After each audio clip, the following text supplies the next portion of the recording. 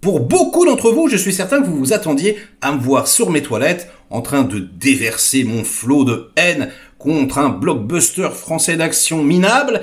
Eh bien, pas du tout. J'ai adoré, je suis ultra content et ça fait super plaisir.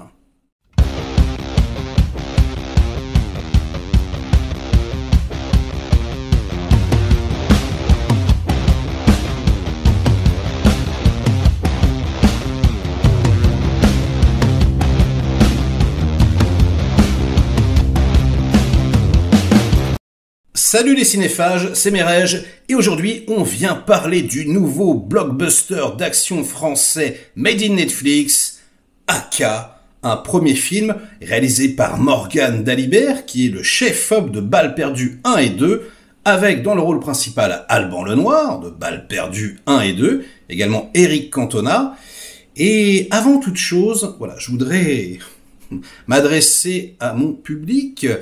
Ça ne m'amuse pas du tout, mais alors vraiment pas du tout, de tirer à boulet rouge sur les productions d'action françaises. J'adore la série B. Je veux dire, j'ai été bercé par ça toute mon enfance, toute mon adolescence. Les Steven Seagal, les Jean-Claude Van Damme, les Stallone, les Schwarzenegger, mais j'adore ça. Je veux dire, j'en suis friand. Et encore, hein, je vous parle pas du cinéma hongkongais, du cinéma coréen, du cinéma japonais. Enfin, je veux dire, c'est dans mon sang. Quand Balles perdues 1 et 2 sortent, réellement, je trouve ça très mauvais. Je trouve ça très mauvais parce que les personnages sont trop caricaturaux. Parce que le scénario, il est pas assez travaillé. Parce que, à mon sens, il n'y a pas assez de répétitions et que les comédiens, ils sont un peu en roue libre, c'est un petit peu relou. Voilà, ils sont en mode monotone, ils font toujours la même chose. C'est très très pénible. Mais là, les enfants, je trouve vraiment que c'est plus une balle perdue, c'est une balle, pim, qui tape en plein dans le mille. Mais réellement. Et je suis hyper content. Parce qu'on a envie de ça. Hein, les gros bourrins comme nous. On a envie de voir renaître de ses cendres un petit peu le polar français, le film d'action à la française.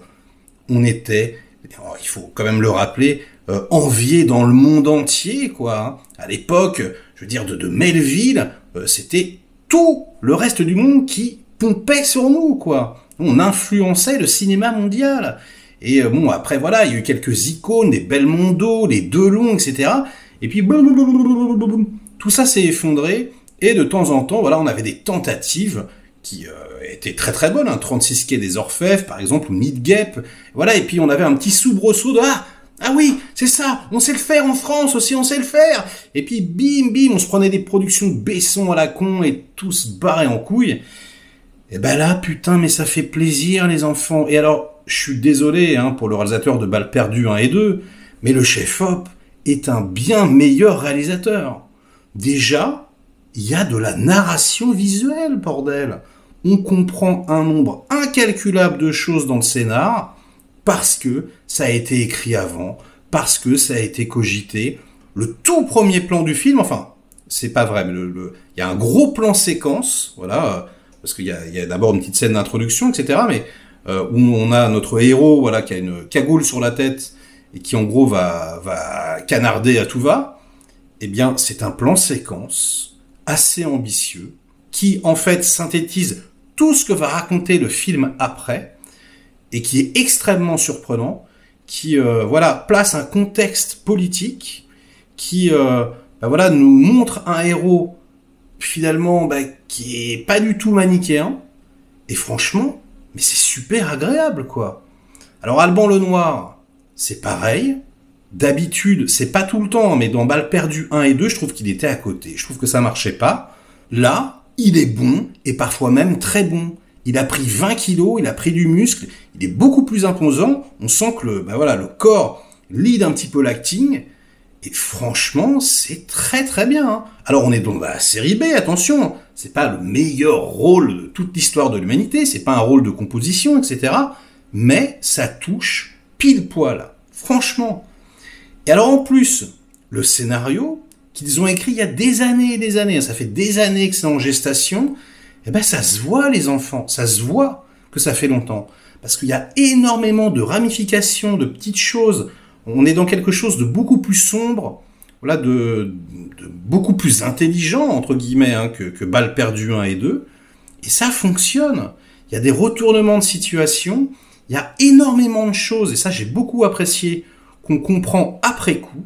C'est-à-dire que vous allez vous retrouver avec une scène qui va un peu vous désarçonner, vous dites quoi, mais qu'est-ce qui se passe? Et puis finalement, on va le comprendre plus tard, soit par l'image, soit voilà par des dialogues, mais voilà qui donc sont surprenants. C'est vraiment cool. Je trouve que là, putain, il y a du travail, quoi, ça se voit, quoi. Et alors en plus, pour couronner le tout, le film se paye le luxe de ne pas être manichéen. On parle encore une fois de terrorisme, etc. Eh ben ouais, mais en fait non, parce que il se passe des trucs qui sont ultra intéressants. Et j'ai fait mais merci quoi, putain. Et vraiment, le réal, il a du talent. Les plans de caméra sont très très bien pensés. C'est-à-dire que quand il est en mode classique, champ contre champ, c'est parce qu'il faut l'être. Quand il va sortir une caméra à l'épaule, notamment voilà un petit gunfight dans l'escalier, bah, c'est parce qu'il faut l'être. Il va y avoir des mouvements délicats de machinerie, alors soit au stead, voilà, soit des travelling, mais voilà avec la caméra qui est toujours en mouvement, etc. On va avoir également beaucoup de plans très longs, sans coupure. C'est pas du tout surcuté, hein. Donc je vous parlais du plan séquence d'introduction, mais il y a des plans vraiment qui durent longtemps, qui s'étirent, où on a les corps dans l'espace qui font 1 milliard de trucs. C'est super agréable, franchement. Bon, on peut pas dire non plus que ce soit le scénario le plus original du monde, hein, ça reste, comme je vous le disais, une grosse série B, mais c'est fait avec goût, avec classe, et avec subtilité, j'ai envie de vous dire. Putain, ça suinte l'amour de la série B, ça suinte vraiment, on a vraiment l'impression que les mecs, ils ont envie de faire un bon film. Ils ont pas juste envie de faire péter, de faire ouais, on va faire les marioles, on va faire un film d'action. Non, non, non, non, non. Ils ont envie de faire un truc qui est franchement calibré et qui est de qualité. Et alors ça, moi, j'ai grandement apprécié. Mais vraiment, quoi. Donc, bravo à toute l'équipe. Bravo à Alban Lenoir. Franchement, je suis sur le cul, hein. Moi, je m'attendais, voilà, à faire la critique, à faire c'est de la merde. J'étais sûr encore qu'on allait se prendre une sous-production de merde. Et pas du tout, putain. C'est, encore une fois, hein, c'est pas le meilleur film de l'univers. Mais si vous aimez les films d'action, si vous aimez les polars, ben là, celui-là, il va vous contenter. Vraiment, il va vous contenter. On va dire qu'il y a des défauts évidents, mais qui sont pas handicapants, en réalité. Donc, comme je vous le disais, c'est très bien exécuté. Le choix des cadres est excellent. La plupart du temps, c'est très efficace. Mais on va dire que la patine de l'image, on voit que ça manque de thunes. On voit que ça a coûté que 5 millions. Et c'est clair que tu leur mets 20 millions dans la gueule, ils te font un truc beaucoup mieux, quoi. Donc on a les couleurs et la lumière qui font très film français, quoi. Voilà, il y a pas trop de... C'est un peu plat, quoi. Mais c'est tellement bien fait que finalement on en fait un peu fi, quoi. On a certains dialogues qui sont pas forcément exceptionnels, mais franchement ça va. Franchement, c'est plutôt bien. En plus, il y en a pas beaucoup. Je veux dire, encore une fois, hein, la ligne directrice et la narration visuelle, donc ça passe. Et puis, ça c'est vraiment le défaut du cinéma français en général et surtout dans ce genre-là. On a quand même cette routine, donc pas forcément pour Alban Lenoir, mais pour un peu les autres comédiens. Alors ça dépend. C'est quand même mieux que d'habitude, franchement. Mais ce ton monocorde, voilà, de toujours dire les mêmes choses comme ça, et on peut dire n'importe quoi. Mon fils a perdu ses 2 jambes, ou je vais manger un croissant. C'est exactement la même chose, donc ça c'est un petit peu pénible. Et là, pour le coup, bah ça manque d'un directeur d'acteur, les mecs. Appelez-moi. Il faut mieux diriger les comédiens. Pour moi, c'est vraiment là la principale problématique de ce film, et c'est dommage, parce que sinon tout le reste, c'est vraiment très très satisfaisant. Donc je ne m'y attendais pas du tout, franchement, je suis hyper content. Je suis hyper content de défendre ce film français. Je suis hyper content que ça sorte à l'international, parce que Netflix, ça y est, un ping, dans 200 pays, c'est bon. Et voilà, on va montrer au reste du monde que ouais, on peut faire aussi de bonnes séries B d'action, bien burnées, bien écrites, bien exécutées. Putain, c'est cool, quoi. Franchement, bon, la musique est vraiment naze aussi. Alors ça, c'est dommage. Putain, mec, c'est con, hein, parce que à la fin, notamment, là, quand ils vont chercher la nana, vous savez pas de quoi je parle, mais bon, voilà. On va avoir l'héroïne principale, ouais, qui va passer à côté d'une voiture. Il y a une sorte de vieille musique, bon tant pis, dégueulasse.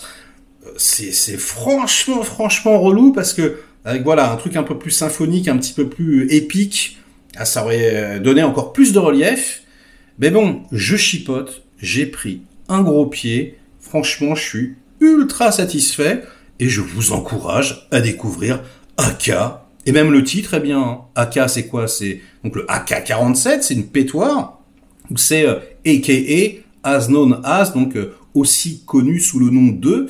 Bah, je pense que ouais, c'est les deux. Et c'est un très bon titre. Et c'est un titre réfléchi. Donc bravo les mecs, vous avez cogité, vous avez travaillé, vous avez pris votre temps, bah vous avez fait un putain de bon film, quoi. Voilà. Bref, je suis extrêmement satisfait, et sur ces bonnes paroles, ce sera la fin de cette critique, de ce petit avis à chaud. Likez la vidéo si elle vous a plu et diverti un minimum, délikez-la sinon, inondez-moi de commentaires comme d'habitude pour faire marcher le petit robot YouTube, et nous, on se retrouve très vite pour de prochaines aventures. Ciao!